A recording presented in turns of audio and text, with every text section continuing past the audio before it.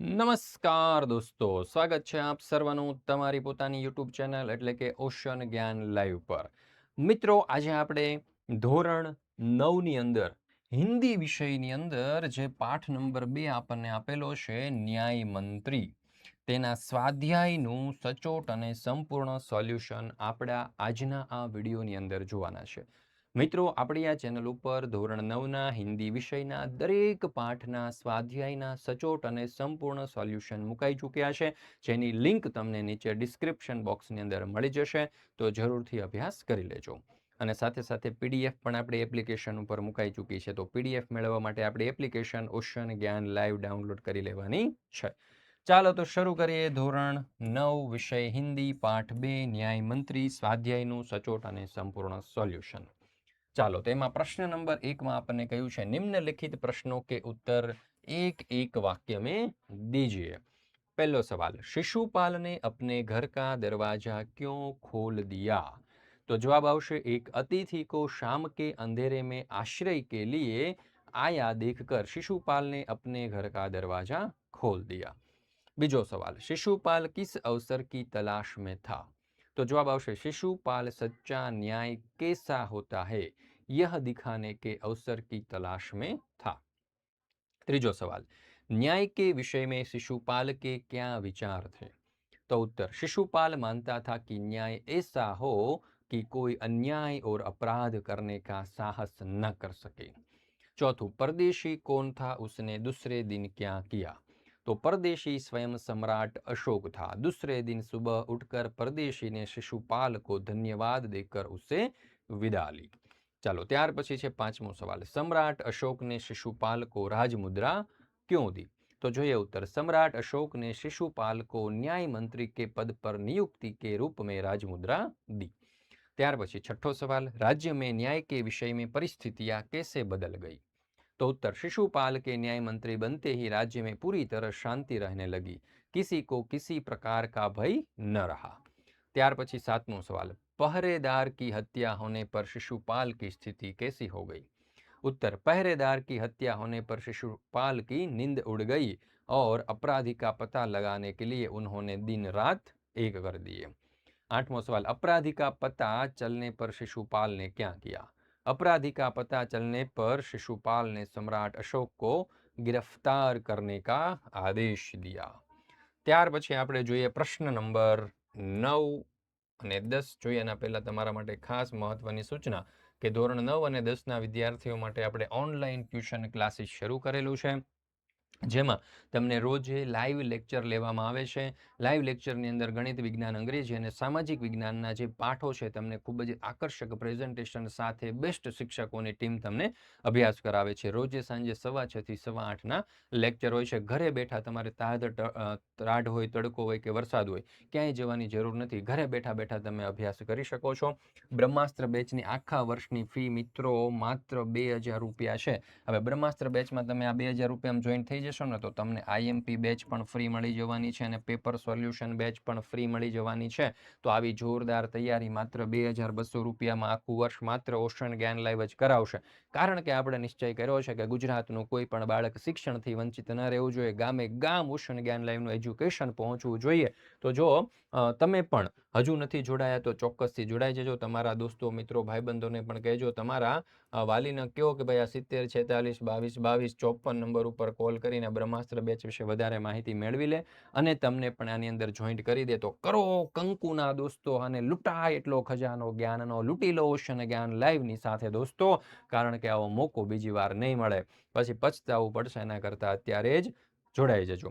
Link નીચે, એટલે કે આ બ્રહ્માસ્ત્ર બેચ આપણી એપ્લિકેશન ઓશન જ્ઞાન લાઈવ પરથી તમે મેળવી શકશો, તેમાં જોઈન્ટ થઈ શકશો. અને એના માટેની લિંક નીચે ડિસ્ક્રિપ્શન બોક્સની અંદર આપેલી છે દોસ્તો. તો ચોક્કસથી આપણી આ બ્રહ્માસ્ત્ર બેચમાં જોઈન્ટ થઈ જજો. प्रश्न नंबर 2, विस्तार से उत्तर दीजिए. विस्तार से उत्तर दीजिए. पहला सवाल, सम्राट अशोक ने न्याय मंत्री की खोज कैसे की? तो જોઈએ उत्तर, अपने राज्य को अपराध मुक्त करने के लिए सम्राट अशोक को एक सुयोग्य न्याय मंत्री की आवश्यकता थी. न्याय मंत्री की खोज के लिए उन्होंने एक परदेशी नवयुवक का वेश धारण किया. घूमते घूमते वे ब्राह्मण शिशुपाल के यहाँ पहुंचे. शिशुपाल न्याय प्रेमी था. न्याय किसे कहते हैं यह दिखाने के लिए उसे अवसर की तलाश थी। सम्राट अशोक ने उसे अवसर दिया। हत्या का अपराध होने पर शिशुपाल ने निष्पक्ष व्यवहार किया। उसने सम्राट को मृत्यु दंड देने की घोषणा की। उसके इस साहस और निष्पक्ष व्यवहार से सम्राट प्रसन्न हो गए। इस प्रकार सम्राट अशोक ने सही न्याय मंत्री की खोज की। ત્યાર પછી છે પ્રશ્ન નંબર 2। सम्राट अशोक ने न्याय मंत्री का पद देते हुए शिशुपाल को क्या दिया? उत्तर। सम्राट अशोक ने शिशुपाल को अपने दरबार में बुलाया। उन्होंने शिशुपाल से कहा कि मैं आपको न्याय करने का अवसर देना चाहता हूँ। शिशुपाल भी इस अवसर के लिए तैयार था। यह जानकर सम्राट ने न्याय मंत्री बनाया और पहचानने के लिए उसे राजमुद्रा दी। ત્રીજો સવાલ, सम्राट अशोक क्यों गदगद हो गए? तो જોઈએ उत्तर। सम्राट अशोक ने शिशुपाल को न्याय का असली रूप दिखाने का अवसर दिया था। उन्होंने देखा कि शिशुपाल न्याय की कसौटी पर खरा उतरा था। हत्यारे सम्राट के प्रति उसने जरा भी नरम रुख नहीं अपनाया। उसने अपराधी सम्राट को मृत्यु दंड देने की घोषणा की।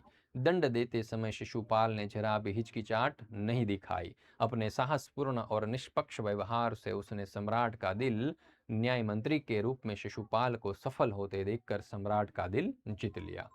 ત્યાર પછી છે ચોથો સવાલ, न्याय मंत्री ने अपराधी सम्राट के जीवन की रक्षा किस प्रकार की?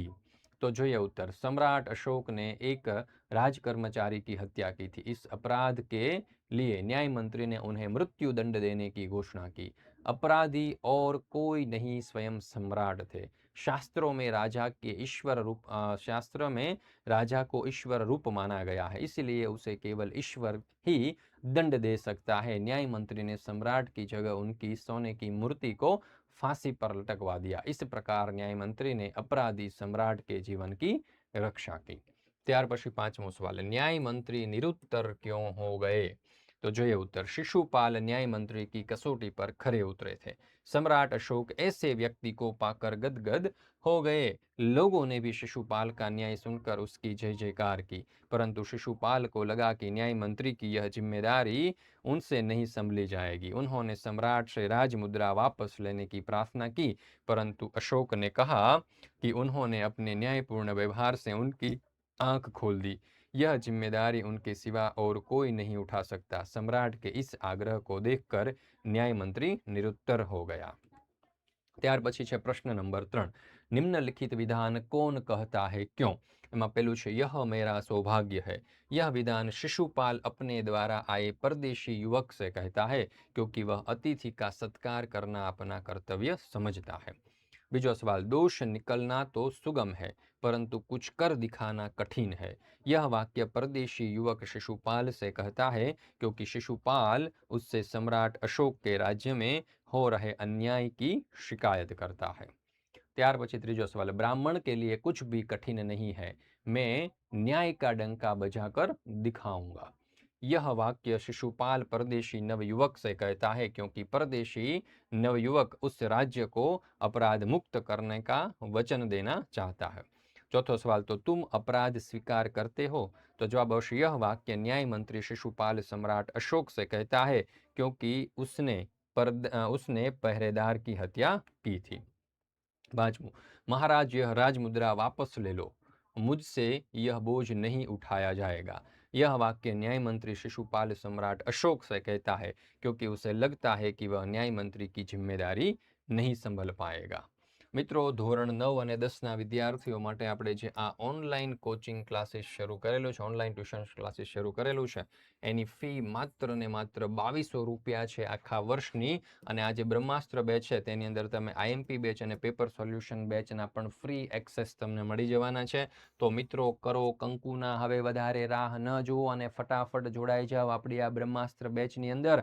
કારણ કે માત્ર 2200 રૂપિયામાં આખું વર્ષ અમને ઓનલાઈન ભણાવવાના છે। ઘરે બેઠા તાઢ તડકો કે વરસાદ હોય ક્યાંય જવાની જરૂર નથી। તમારી પાસે લેપટોપ કે મોબાઈલ કે આઈપેડ છે તો સામે બેસવાનું છે। પ્રશ્નો પણ તમે લાઈવમાં પૂછી શકશો। શિક્ષકોને વોટ્સઅપ સપોર્ટ પણ મળી જવાનો છે। યુનિટ ટેસ્ટ એમસીક્યુ ક્વિઝ પણ મળી જવાની છે અને બીજા ઘણા બધા ફીચર તમારા ઘરે હેન્ડ રિટન બુક પણ અમે પહોંચાડી દેવાના છે દોસ્તો। તો ચોક્કસથી આ બ્રહ્માસ્ત્ર બેચની અંદર જોઈન થઈ જજો। ઓનલાઈન ટ્યુશન ક્લાસીસની અંદર તમને ચોક્કસથી 100% ફાયદો થશે। એના માટે આપણી એપ્લિકેશન ડાઉનલોડ કરવાની છે। એપ્લિકેશનનું નામ શું છે? તો કે ઓશન જ્ઞાન લાઈવ બરાબર. આ વિડીયોના ડિસ્ક્રિપ્શનમાં પણ તમને લિંક મળી જશે. બરાબર. અથવા તો આપણો મોબાઈલ નંબર લખી લો 70 46 22 22 54. આ નંબર ઉપર કોન્ટેક્ટ કરી સંપર્ક કરીને પણ તમે સોલ્યુશનની પીડીએફ દોસ્તો મેળવી શકો છો. તો હવે રાહ શેની, ફટાફટ કરો કંકુના અને મળો જોડાવા આપણા બ્રહ્માસ્ત્ર બેચની અંદર ઘણા બધા વિદ્યાર્થીઓ જોડાઈ ચૂક્યા છે ને જોજો તમે રહી ન જતા પાછા. પ્રશ્ન નંબર 4. અહીંયા આપણને કહ્યું છે કે વિરોધી શબ્દ દીજીએ. પરદેશી તો એનું વિરોધી થશે સ્વદેશી. આદરનું વિરુદ્ધાર્થી થશે અનાદર. અપરાધીનું વિરુદ્ધાર્થી થશે નિરપરાધી. સુપ્રબંધનું વિરુદ્ધાર્થી થશે કુપ્રબંધ. ગિરફ્તારનું વિરુદ્ધાર્થી થશે રિહા અને સ્વીકારનું વિરુદ્ધાર્થી થશે અસ્વીકાર. ત્યાર પછી છે પ્રશ્ન નંબર 5. સમાનાર્થી શબ્દ. અતિથિનું સમાનાર્થી થશે મહેમાન. સુગમનું સમાનાર્થી થશે સરળ. કઠિનનું સમાનાર્થી થશે મુશ્કેલ. હેરાનનું સમાનાર્થી થશે ચકિત. નિસ્તબ્ધતાનું સમાનાર્થી થશે શાંતિ અને નિરુત્તરનું સમાનાર્થી થશે ખામોશ. ત્યાર પછી છે પ્રશ્ન નંબર 6. સોચ કર બતાઈએ. એમાં પહેલું, આપ न्याय मंत्री होते तो क्या करते? उत्तर, मैं न्याय मंत्री होता तो वही करता जो शिशुपाल ने किया. बीजू, सम्राट अशोक की आंखें किस कारण खुल गई?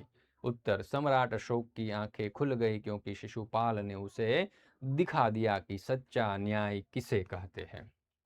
त्रीजू, शिशुपाल के साहस की सम्राट अशोक ने क्या प्रशंसा की? उत्तर, शिशुपाल ने अशोक को पहरेदार की हत्या का अपराधी बताया. उसने सम्राट को मृत्युदंड देने में जरा भी झिझक नहीं दिखाई. उसकी इस निष्पक्षता और निडरता के कारण सम्राट अशोक ने उसे उसके साहस की प्रशंसा की. तो मित्रों, અહીંયા આપણે આ ધોરણ 9નું આપણે ધોરણ 9નું હિન્દી વિષયનો પાઠ 2નું સ્વાધ્યાયનું સંપૂર્ણ સોલ્યુશન પૂર્ણ કરીએ છીએ. ફરી મળીશું મિત્રો આપણે ધોરણ 9ના પાઠ 3ના હિન્દી વિષયના સચોટ અને સંપૂર્ણ સોલ્યુશન સાથે. બરાબર છે? તો ત્યાં સુધી રજા લઉં છું. જય હિન્દ, જય ભારત, જય જય ગરવી ગુજરાત.